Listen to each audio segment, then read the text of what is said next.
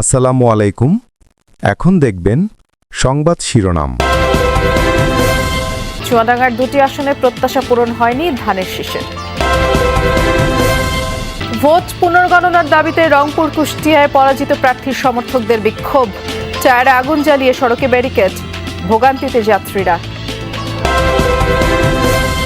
ঋতুরাজের আগমনে চারদিকে রঙের ছোঁয়া, শীতের জীর্ণতা ঠেলে গাছে গাছে নতুন কুড়ি, সুনামগঞ্জের শিমুল বাগানে বসন্ত বরণ উৎসব। রাজশাহী বিভাগে প্রথমবার জাতীয় নির্বাচনে আসন জয়ে 2 অঙ্কের ঘর পেরিয়েছে জামায়াত ইসলামী। একই সাথে ভোট প্রাপ্তির হারও বেড়েছে। এর ঠিক বিপরীতে 1991 সালের পর থেকে গ্রহণযোগ্য নির্বাচনগুলোতে এই বিভাগে অন্তত একটি আসন নিশ্চিত করলেও এবার জাতীয় পার্টির অর্জন একেবারেই শূন্য। 8 জেলার 39টি আসনের সিংহভাগ দখলে নেওয়া বিএনপির ভোটের হার বেড়েছে। তবে সবশেষ সরকার গঠনের তুলনায় তারা কম আসন পেয়েছে। আর দুই দলের নেতারাই বলছেন, অঙ্কের হিসাব কষার চেয়ে দীর্ঘ সময় পর নির্বাচনী ময়দানে ফেরাটাই গুরুত্বপূর্ণ। দীর্ঘ 39 বছর পর ফের সংসদে বসতে চলেছেন জামায়াতে ইসলামীর কেন্দ্রীয় নায়েবে আমির মুজিবুর রহমান। 1986 সালে রাজশাহী 1 আসন থেকেই তিনি সংসদ সদস্য নির্বাচিত হয়েছিলেন। বয়স তখন ছিল তার কম, সংসদে থাকতেও পারেননি খুব বেশি সময়। আমরা 10 জন এমপি ছিলাম, আমরা 10 জনই একসাথে পদত্যাগ করলাম। তারপরের দিনই জাতীয় সংসদ ভেঙে গেল।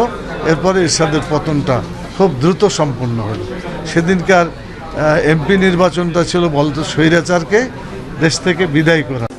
এবার পরিণত বয়সের এই বিজয়কে এই অঞ্চলের মানুষের জন্য কাজ করার একটি সুযোগ হিসেবে বিবেচনা করছেন তিনি।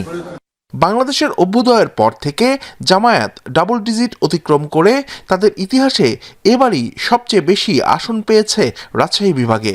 প্রথমবারের মতো এ অঞ্চলের একটি জেলার সবকটি নির্বাচনী আসনে জিতেছে তারা।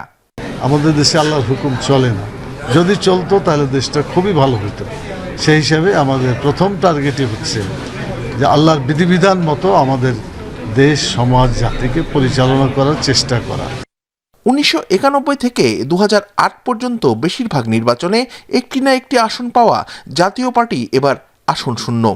অন্যদিকে বিএনপি তাদের আগের সর্বোচ্চ সংখ্যক আসন জয়ের রেকর্ড ছাড়াতে না পারলেও উত্তরের এই বিভাগের 39টি আসনের সিংহভাগই তাদের কবজায়।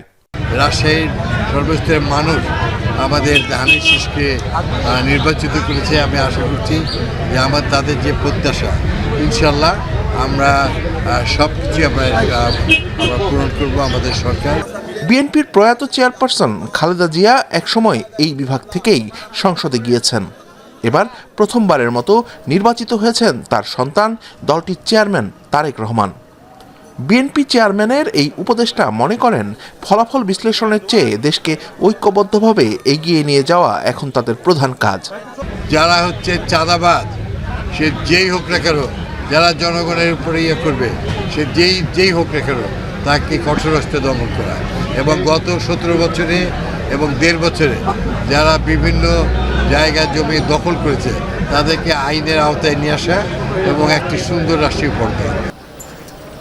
সংসদে বসার অভিজ্ঞতা রয়েছে এমন মাত্র 8 জন এবার রাজশাহী বিভাগ থেকে নির্বাচিত হয়েছেন।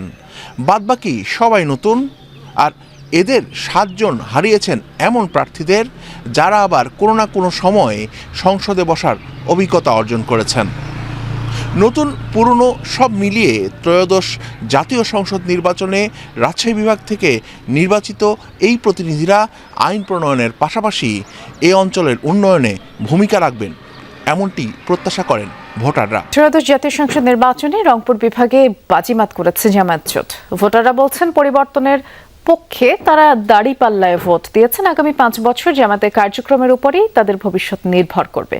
বিশ্লেষকরা বলছেন, বিপুল সংখ্যক নারী ও তরুণ ভোটারের অংশগ্রহণ জামায়াত জোটের জয় সহজ করেছে। রংপুর বিভাগের 33টি আসনের 19টিতেই বিএনপিকে হারিয়ে 11 দলীয় ঐক্য জয় পেয়েছে।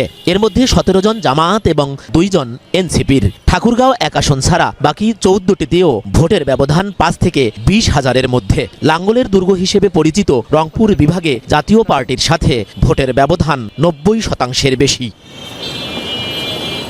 কিভাবে ভোটারদের মন জয় করলো জামাত? রংপুরে জামায়াতের এত বড় সাফল্যের কারণ কি? দাঁড়িপাল্লায় ভোট দেওয়ার কারণ জানালেন শ্রমিক, মজুর, শিক্ষার্থী, গৃহবধূ, ব্যবসায়ী কিংবা পেশাজীবীরা। এবার জামাত কি করতে পারে, এই জন্যই জামাতকে আমরা বাছি নিছি। আশা আছে যে তারা নারীদের প্রতি বেশি গুরুত্ব দিবে। জুলাই বিপ্লবের মাধ্যম দিয়ে তারা আর কি নতুন মুখ চায় আর কি রাষ্ট্রের মধ্যে, সেই কারণেই আর কি সবাই জামাতের প্রতি আর কি ঝুঁকে পড়ছে। সৎ, যোগ্য এবং মানুষের জন্য ভাববে, এই জন্যই জামাতকে বেছে নিচ্ছে। গাইবান্ধার 5টি আসনেও বিএনপির প্রার্থীদের পরাজিত করে জয় পেয়েছে জামায়াত। ভোটের ব্যবধান 14,000 থেকে 1 লাখ পর্যন্ত। নীলফামারীর সবগুলো আসনই পকেটে পুড়েছে জামায়াত। এখানে হেরে গেছেন বিএনপি চেয়ারম্যান তারেক রহমানের খালাতো ভাই শাহরিন ইসলাম তুহিনও। আসনগুলোতে ভোটের ব্যবধান 8 থেকে 48,000 পর্যন্ত। জনগণ এবার সুযোগ পেয়েছে, সুষ্ঠু নির্বাচন হয়েছে, এই জন্য আমাদেরকে ভোট দিয়ে নির্বাচিত করেছে। আগামী দিনের জুলাই সনদের ভিত্তিতে যে দেশ পরিচালিত হবে তাদের নেতাকেই তারা নির্বাচন করেছে। দেশের যে সমস্ত জায়গাতে আমাদের উপর বেশি অত্যাচার নিপীড়ন হয়েছে, আমরা লক্ষ্য করেছি যে সেই জায়গাগুলোতেই আমাদের বিজয় বেশি এসেছে। কুড়িগ্রামের 4টি আসনেও বিজয়ী জামায়াত জোট। এখানে এনসিপির যুগ্ম আহ্বায়ক ডক্টর আতিক মুজাহিদও হয়েছেন এমপি। বিএনপি চেয়ারম্যানের আন্তর্জাতিক বিষয়ক উপদেষ্টা তাজভিরুল ইসলামকে হারিয়েছেন জামায়াতের ফরেন পলিসি সদস্য ব্যারিস্টার মাহবুবুল আলম সালেহি। 4টি আসনে বিএনপির সাথে দলটির ভোটের ব্যবধান 7 থেকে 40,000।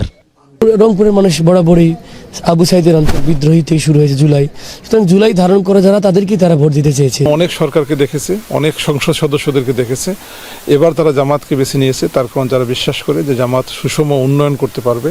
রংপুরের 6টি আসনের 4টিতে ভূমিধস বিজয় পেয়েছে জামায়াত, 2টিতে হয়েছে তীব্র প্রতিদ্বন্দ্বিতা। জাতীয় পার্টির চেয়ারম্যান GM কাদেরের থেকে 1,35,000 ভোট বেশি পেয়ে তাক লাগিয়েছেন জামায়াতের মাহবুবুর রহমান বেলাল। এখানে জোট প্রার্থী আখতার হোসেনও হারিয়েছেন বিএনপি প্রার্থীকে। দুর্নীতিমুক্ত সমাজ বিনির্মাণ জামাত প্রতিনিধিদের দ্বারাই সম্ভব, ফলে তারা তাদের আস্থার জায়গায় আমাদেরকে জায়গা দিয়েছে। জনগণ যে দীর্ঘদিন জামাতের রাজনীতি দেখেছেন, তারা এর মধ্যে 3টা জিনিস পেয়েছেন আমি মনে করি। একটা হলো জামাতের যে যারা আছেন নেতৃবৃন্দ, কর্মীরা, তারা মানুষের কল্যাণে নিবেদিত আন্তরিক ভূমিকা রেখেছেন সবসময়। সাংগঠনিকভাবে শক্তিশালী অবস্থান, জনকল্যাণমূলক কাজের সাথে নারী ও জেনজি ভোটারদের আস্থায় নিতেই জামায়াত জোটে ভোটারদের মনোযোগ ছিল বেশি, বলছে সুশাসনের জন্য নাগরিক সুজন।